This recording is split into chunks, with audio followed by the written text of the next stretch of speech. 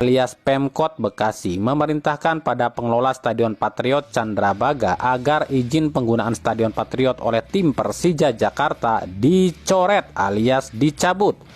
Pemerintah Bekasi menilai tim Persija telah lalai mengatur dan mengkoordinasi supporternya hingga terjadi kerusuhan dan menimbulkan korban yang bukan dari kalangan supporter.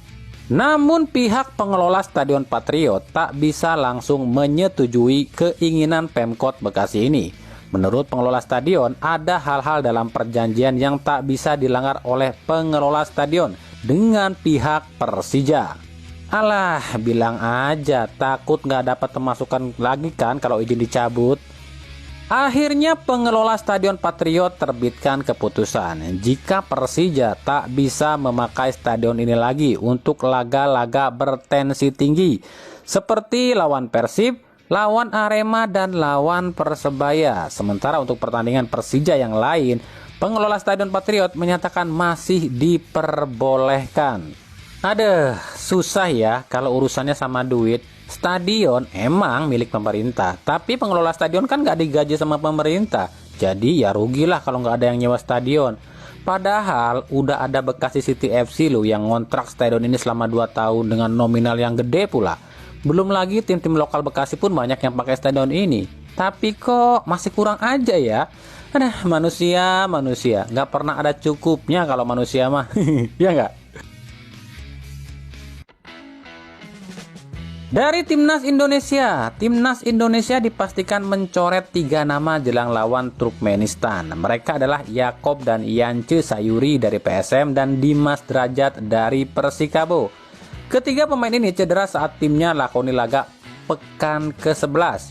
Untuk menggantikan 3 pemain ini, PSSI memanggil Doni Tripamungkas dari Persija, Alfreanda Dewangga dari PSIS, dan juga Zaki Ashraf dari PSM. 3 pemain ini sebenarnya adalah pemain Timnas U23 yang nggak boleh dipakai di laga ini sama STY. Tapi manajer Timnas Sumarji mengaku nggak ada pilihan lain selain ambil pemain U23. Karena selain mepetnya waktu dan juga susahnya klub untuk melepas pemain ke Timnas yang menjadi persoalan. Silahkan komentarnya guys. Ya. Manusia setengah dewa. Ya, julukan ini ramai diberikan netizen Indonesia pada para wasit kita. Kenapa dijuluki demikian ya? Sebab ketika PSSI turunkan sanksi-sanksi, ada yang namanya sanksi buat klub, ada yang namanya sanksi buat pemain, ada yang namanya sanksi buat supporter.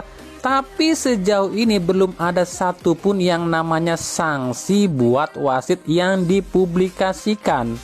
PSSI selalu bilang tengah dalam proses dan pasti ada sanksi pada wasit. Selalu bilang begitu, tapi hingga sejauh ini tak ada satupun berita wasit anu disanksi anu, wasit anu dipecat, wasit anu harus bayar denda seanu, dan lain-lain. Tak ada satupun berita tentang hal itu.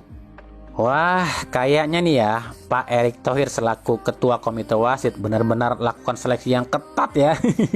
Sangat ketat loh. Sampai-sampai wasit-wasit kita ini pada hebat-hebat.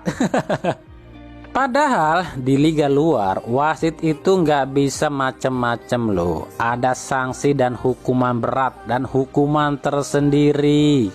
Di Liga Inggris ada yang namanya tim PGMOL alias Professional Game Match Official Broadcast Law, atau lebih singkatnya Badan Ofisial Pengawas Liga Resmi, atau kalau di Indonesia mah Komdis PSSI kali ya. Cuma bedanya kalau PGMOL itu semuanya dipegang, termasuk wasit pun dipegang sama dia. Kalau di Indo mah wasit ada komitenya sendiri. Nah, kinerja PGMOL ini yang terbaru ya, ngasih sanksi sama wasit di laga antara Manchester United versus Wolverhampton. Ya, saat itu wasit yang bertugas yakni Simon Hooper nggak ngasih penalti pada Wolverhampton saat pemain Wolves ini dilanggar oleh kiper MU Andre Onana. Akhirnya PGMOL ini jatuhkan sanksi pada wasit, asisten wasit, dan pengawas VAR. Semuanya dijatuhkan hukuman yang sama. dipecat dan didenda 12.000 pounds atau sekitar 230 juta rupiah. Nyesek nggak tuh? Udah dipecat, didenda pula.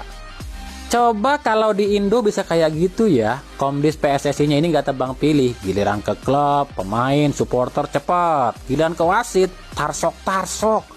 Coba kalau di Indonesia itu wasitnya yang blunder nih disanksi dipecat dan didenda 100 juta. Pada jiper nggak tuh para wasit? Jadi ya gimana sepak bola kita mau bersih dan profesional kalau federasinya aja masih tebang pilih. Tar lebaran monyet baru bisa bersih sepak bola kita kali ya. Peraturan yang sehat yang kami mau. Komdis PSSI terbitkan denda lagi. Ingat, denda ini adalah denda lanjutan pekan 10, bukan denda pekan 11 ya. Jadi jangan salah paham, jangan salah pikir. Jadi denda lanjutan pekan 10, bukan pekan 11. Nah, pekan 11 tentunya akan lebih mengejutkan sebab di lanjutan pekan 10 aja dendanya cukup mengejutkan. Lalu ada denda apa aja ya? Yang pertama, PSS Sleman didenda 50 juta. Pelanggarannya adalah 5 kartu kuning dalam satu laga saat lawan Persebaya Surabaya. Yang kedua, Panpel Dewa United didenda 25 juta. Pelanggarannya adalah gagal mengantisipasi adanya supporter Persija yang away ke Tangerang saat lawan Persija Jakarta. Yang ketiga, Persija Jakarta didenda 25 juta. Pelanggarannya adalah adanya supporter Persija yang away ke Tangerang saat lawan Dewa United. Dan yang keempat, Tobias Ginanjar, Ketua Viking Persib Club di laga PSIS versus Persib. Pelanggarannya adalah dengan sengaja menghadiri dan menonton pertandingan PSIS versus Persib di Semarang dan mengajak supporter Persib untuk away. Hukumannya adalah Tobias disanksi kerja sosial, ini wajib melakukan himbauan pada komunitas untuk tidak hadir pada pertandingan away baik dengan atribut maupun tanpa atribut dan dipublikasikan melalui akun media sosial. Ada sanksi sosial cuy. Waduh, ini lama-lama udah kayak KUHP aja nih. Aneh-aneh. Dan yang lebih aneh lagi, kenapa cuma kelompok supporter Persib alias ketuanya yang dihukum atau disanksi seperti kayak gitu? Aduh, halo Komdis, waras. Kalau nggak waras, ya berobat. Atau lebih tepatnya, bertobat. Laga Persija versus Persebaya, pentolan bonek hadir di GBK. Lalu, apakah ada hukuman bagi Cak Tesi atau Andi Peci? Bagaimana dengan supporter lain yang away? Kenapa ketua kelompok supporternya nggak ada yang disanksi kayak gitu? Cuak, PSS ini bos, senggol dong. Ini kan udah keblinger Komdis nih. Dalam regulasi PT LIB, cuma penonton yang pakai atribut tim tamu aja yang dianggap supporter away. Sementara penonton yang nggak pakai atribut tim tamu itu dianggapnya penonton netral alias penonton biasa. Lah, dia yang bikin peraturan, dia juga yang melanggar. Gimana yang lain nggak mau melanggar kalau yang bikin peraturannya aja yang melanggar sendiri? Makanya kami bilang, udah deh, kalau kayak gini terus, mending tuh para kelompok supporter bersatu, serbu PSSI. Jangan bisanya cuma ribut sesama supporter doang. Nah, kita akan lihat nih apa reaksi para pentolan supporter dengan adanya sanksi kayak gini. Manut apa ribut? Yang kelima, Persikabo didenda 50 juta. Pelanggarannya adalah 5 kartu kuning dalam satu laga saat lawan Arema FC.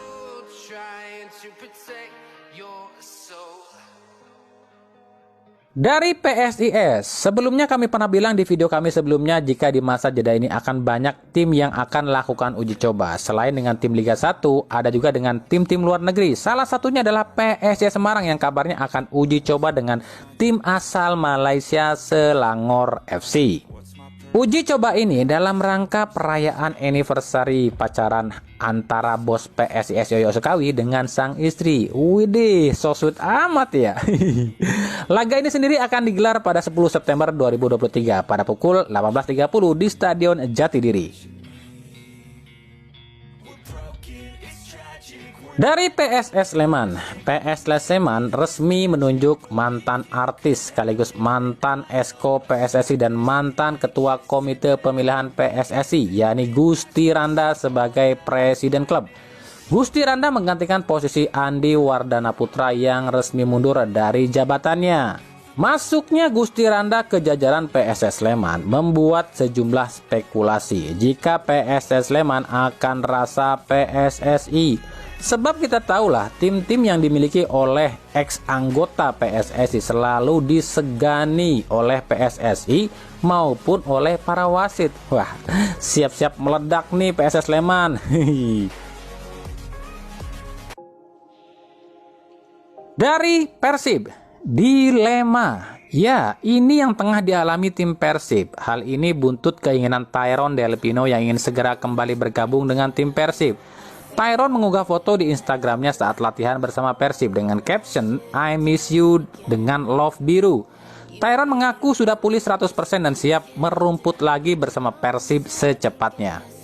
Ini jadi dilema bagi Persib. Di satu sisi Tyrone punya hak masuk lagi sebab Tyrone masih terikat kontrak di Persib hingga 2024. Sementara di Persib ada Levi Madinda yang dipinjam dari JDT. Untuk Levi sih secara kontrak nggak masalah ya dilepas sebab toh cuma pinjaman. Tapi Levi secara terang-terangan nggak mau balik ke JDT dan ingin dipermanenkan oleh Persib.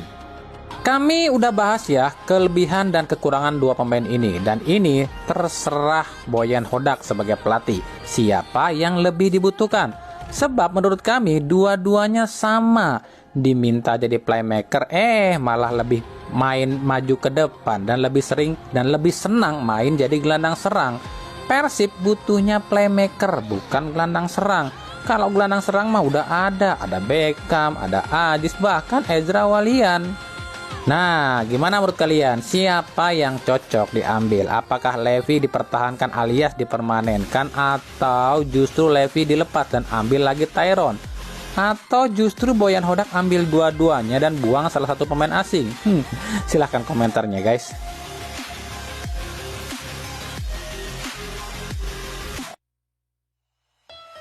Dari Liga 2, Pegadaian mengatasi masalah tanpa masalah. Nikmati gadai tanpa bunga dengan KCA Prima dan buat hidup jadi lebih ringan. Pegadaian. Eits, bukan iklan lo ya. Itu adalah slogan dari Badan Usaha Milik Negara alias BUMN yang bernama Pegadaian.